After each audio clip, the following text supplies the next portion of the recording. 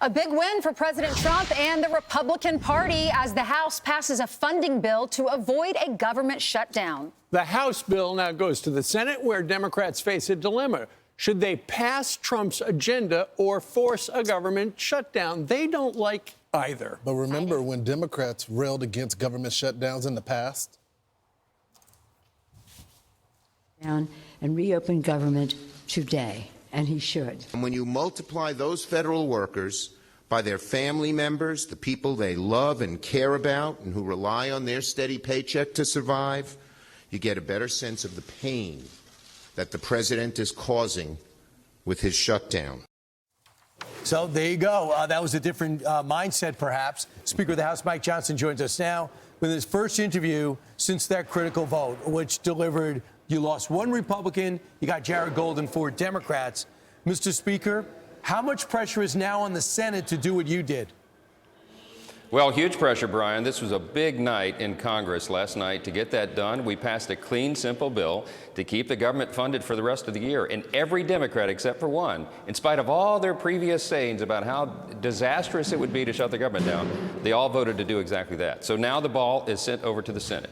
And Chuck Schumer has a big decision to make. Is he going to cast a vote to keep the government open, or is he going to be blamed for shutting it down? And that's clearly, very simply, what they have to decide. And I hope they do the right thing, because government shutdowns, as they all said there on video and have said 1,000 times, is harmful for everybody. We don't need that.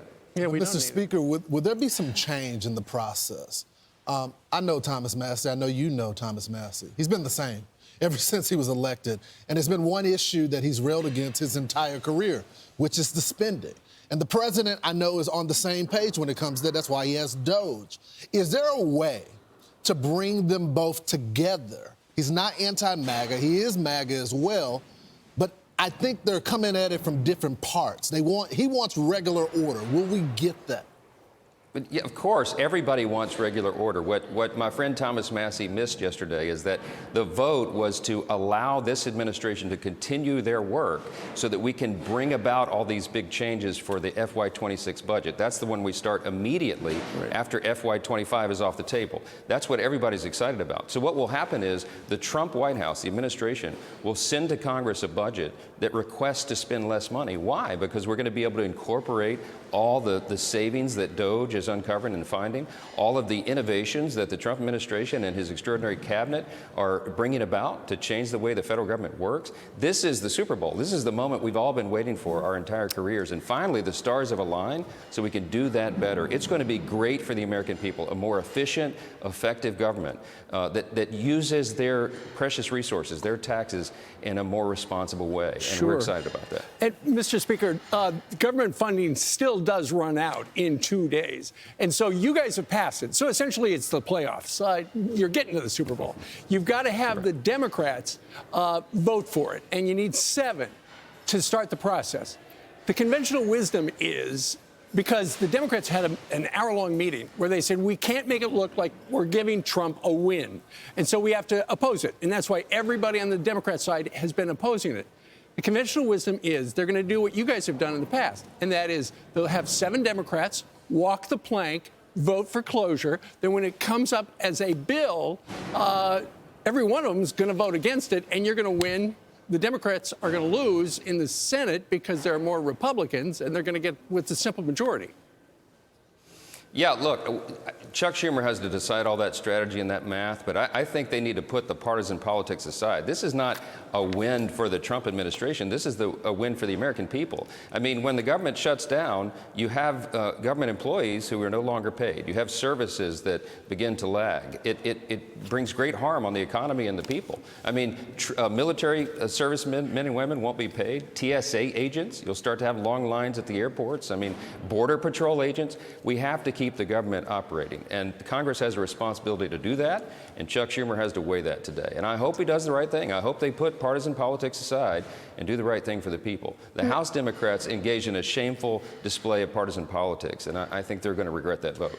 Mr. Speaker, let's talk about the Department of Education. We had Linda McMahon on last week, and she was saying this is just a mandate. She's following the orders from the president, saying that she wants to eliminate the Department of Education, but she knows she needs Congress's help on this. Here she is on the Ingram angle last night. That was the president's mandate. This directive to me clearly is to shut down the Department of Education, which we know we'll have to work with Congress, to get that accomplished.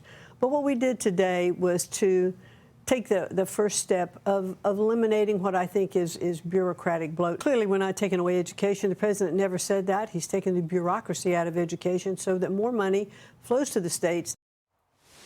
So, Mr. Speaker, what is your reaction to that? And will she get the support of Congress to shut it down? We're fully in support of what Secretary McMahon is saying there. She's talking about efficiency and accountability. She's talking about directing resources to the places they matter the most, and that's to the hands of the local school boards, to parents who can direct their children's education, with the assistance of the teachers there local and closest to the people where it really matters, where they can make those decisions. For too long, the Federal Department of Education has been pushing down federal mandates, using taxpayer dollars in an inefficient manner, and enriching teachers' unions, okay? The results are really regrettable. We see that America is falling behind other countries in education standards and in the test scores and all the rest. So this is a time for change. I think this will serve students, parents, teachers, administrators better to have that down at the local level. And Secretary McMahon is bringing that change about. This is a long time coming. You'll have greater choice for parents and students. You'll have a lot better outcomes, I think. And this is something we all applaud. Right, now we got all eyes on Friday, Saturday, right? The deadline to see if we get this budget passed and we fund the government until September. Thanks so much, Mr. Speaker. Thank you. Good luck. Thank you all. Good to see you. Congratulations. Yes. That was not an easy task. Nope.